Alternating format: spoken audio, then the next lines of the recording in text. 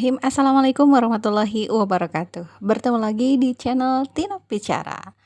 Teman-teman, pada kisah sebelumnya diceritakan bahwa orang tua pemilik kijang sudah bercerita dan jin ifrit bersedia memberikan sepertiga hidup si saudagar kepada si pemilik kijang. Mengetahui hal itu, orang tua pemilik anjing pun mengajukan diri untuk bercerita kepada jin ifrit dengan meminta bayaran sepertiga hidup si saudagar. Jin pun setuju, maka mulailah si pemilik anjing bercerita. Kita simak kisah yang berjudul Saudaraku Menjadi Anjing. Kita langsung ke ceritanya ya.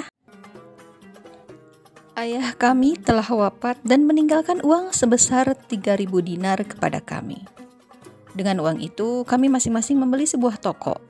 Tidak lama kemudian, kakakku menjual seluruh isi tokonya seharga 1.000 dinar dan membeli barang-barang dagangan.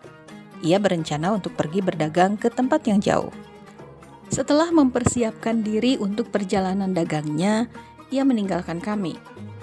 1 tahun telah berlalu. Suatu hari ketika aku sedang duduk di tokoku, datanglah seorang pengemis. Aku menolaknya. "Apakah engkau tidak mengenaliku?" tanya pengemis itu dengan bercucuran air mata. Lalu aku mengamatinya dengan cermat. Maka aku segera mengenalinya. Ia adalah kakakku. Aku pun bertanya tentang keadaannya. "Uangku sudah habis dan nasibku sangat buruk," jawabnya. Aku membawanya ke rumah untuk mandi dan aku memberikan salah satu pakaian untuknya. Setelah itu, ia pun beristirahat. Ketika itu aku memeriksa buku keuanganku dan menghitung keuntunganku. Ternyata aku telah menghasilkan uang 1.000 dinar, sehingga kekayaanku menjadi 2.000 dinar. Aku pun membagi jumlah itu untuk kakakku dan untukku sendiri. "Anggaplah seolah-olah engkau tidak pernah pergi," kataku. Ia dengan senang hati menerima uang itu dan membuka sebuah toko yang lain. Tak lama kemudian, kakakku yang kedua pergi setelah sebelumnya menjual barang-barangnya dan mengumpulkan uangnya. Ia berniat untuk melakukan perjalanan berdagang. Kami berusaha membujuknya untuk mengurungkan niatnya itu, tetapi ia tidak sudi mendengarkan kami. Malahan ia membeli banyak sekali barang, bergabung dengan sekelompok pengembara dan meninggalkan kami selama 1 tahun penuh. Kemudian ia pun kembali dengan keadaan yang sama seperti kakakku yang pertama. "Bukankah aku telah menasihatimu agar tidak pergi?" kataku. "Itu sudah menjadi takdirku," sahutnya dengan bercucuran air mata. "Kini aku telah menjadi miskin dan tidak punya uang sama sekali. Bahkan tidak mempunyai pakaian kecuali yang ada di badanku. Demikianlah, wahai jin ifrit. Aku segera membawanya ke rumah untuk membersihkan badan serta memberikan baju baru kepadanya, kemudian membawanya ke tokoku. Aku ajak ia makan bersamaku. Aku akan menghitung keuntungan bersihku selama 1 tahun ini. Setelah dikurangi modal, aku akan membagi 2 keuntungan itu secara adil," kataku pada kakak keduaku itu. Setelah kuhitung seluruh keuntunganku, aku kembali memperoleh untung 2.000 dinar. Aku bersyukur kepada Allah Subhanahu wa Ta'ala dan aku membagi uang itu dengan kakak keduaku. Aku memberinya 1.000 dinar dan menyimpan lagi 1.000 dinar untukku sendiri. Dengan uang pemberianku itu, ia membuka toko baru. Kami bertiga tinggal bersama untuk sementara. Kemudian kakak keduaku mulai memujukku agar mengadakan perjalanan dagang bersama, tetapi aku menolaknya. "Apa yang kalian dapatkan dari usaha kalian dibanding yang aku dapatkan?" tanyaku. Mereka pun tidak mempersoalkannya lagi. Kami pun berdagang selama 6 tahun. Tetapi setiap tahun mereka selalu mengajakku untuk mengadakan perjalanan berdagang. Akhirnya aku pun menyerah. "Baiklah," kataku. "Aku siap untuk pergi bersama kalian. Lalu berapa banyak uang yang kalian miliki?" Sebenarnya aku mengetahui bahwa hasil berdagang mereka habis untuk makan dan untuk keperluan yang tidak bermanfaat. namun aku diam saja, tidak menghina mereka. Kemudian kuhitung semua hartaku dan menjual seluruh barang daganganku di toko. Aku gembira ketika seluruhnya bernilai 6.000 dinar. Aku membaginya menjadi 2 bagian. Uang yang 3.000 dinar ini kita jadikan bekal untuk kita gunakan sebagai bekal di perjalanan. Sedangkan sejumlah 3.000 dinar lagi akan kutanam di tanah. Aku khawatir apa yang telah kalian alami akan menimpaku juga. Maka ketika kita kembali, kita masih mempunyai harta sejumlah 3.000 dinar untuk kita pakai berdagang, kataku kepada kedua kakakku. Bagus sekali rencanamu itu, ucap mereka. Kemudian aku mengubur uang itu. Sementara uang yang ada di tanganku kubagi menjadi 3 bagian, masing-masing mendapatkan 1.000 dinar. Kami menutup toko, berbelanja dan menyewa sebuah perahu besar.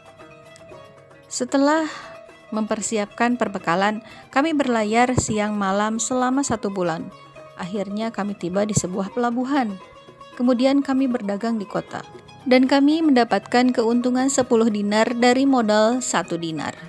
Keuntungan itu kami gunakan untuk membeli barang-barang lain. Ketika kami kembali ke perahu, kami bertemu dengan seorang gadis yang berpakaian lusuh dan compang-camping. Gadis itu mencium tanganku. Tuan, kasihanilah hamba. Semoga Allah akan membalas kebaikan Tuan ini, ucap gadis itu mengiba. Aku pun memberikan uang kepada gadis itu. Aku memberimu uang tanpa mengharapkan imbalan apapun, kataku kepadanya, tetapi gadis itu menolaknya. Tuan, nikahilah aku, pintanya. Berilah aku pakaian dan bawalah aku pulang. Aku ingin menjadi istrimu dan dengan izin Allah, aku akan memberimu keuntungan. Janganlah Tuan memandang remeh keadaanku yang miskin ini. Mendengar penuturan gadis itu, aku merasa kasihan dan aku bersedia menikahinya, membelikan pakaian untuknya dan membawanya pulang. Kemudian kami melakukan perjalanan pulang selama berhari-hari. Karena sangat mencintainya, aku sampai tidak memedulikan kedua kakakku. Keduanya menjadi cemburu, apalagi dengan bertambahnya keuntungan yang kuperoleh dari hari ke hari. Akhirnya kedua kakakku bersepakat untuk membunuhku. Suatu malam ketika aku tidur bersama istriku, kedua kakakku menyeret dan membuang kami ke laut. Ketika aku terbangun, ternyata istriku sudah berubah menjadi jin perempuan dan membawaku ke sebuah pulau. Suamiku, aku telah membalas kebaikanmu dengan menyelamatkanmu dari tenggelam di lautan. Sebab aku adalah salah satu dari bangsa jin yang beriman kepada Allah. Saat aku melihatmu di pelabuhan, aku segera jatuh cinta kepadamu, lalu menyamar sebagai gadis untuk memintamu menikahiku. Dan aku senang karena engkau memenuhi permintaanku. Kini aku harus membunuh kedua kakakmu, ucap gadis itu. Aku berterima kasih atas kebaikannya telah menyelamatkanku, tetapi aku merasa keberatan kalau ia hendak membunuh kedua kakakku. Lalu aku menceritakan kehidupan kami dari awal hingga saat ini. Setelah mendengar penuturanku, ia bertambah marah. Aku akan terbang mendatangi mereka, kemudian menenggelamkan perahu mereka hingga mereka mati di laut, katanya seraya geram. Demi Allah, janganlah engkau melakukan hal itu. Peribahasa mengatakan, berbuat baiklah terhadap orang yang mencelakakanmu. Apapun yang terjadi, mereka tetap saudaraku, kataku melarangnya. Akhirnya aku berhasil menenangkan kemarahan istriku. Ia membawaku terbang kembali ke rumahku. Aku pun diturunkannya di atas atap rumah. Aku pun turun dari atap, mengambil uangku yang kupendam di tanah, lalu pergi ke pasar dan kembali membuka tokoku. Ketika aku pulang pada sore harinya, aku menemukan kedua anjing ini dalam keadaan terikat.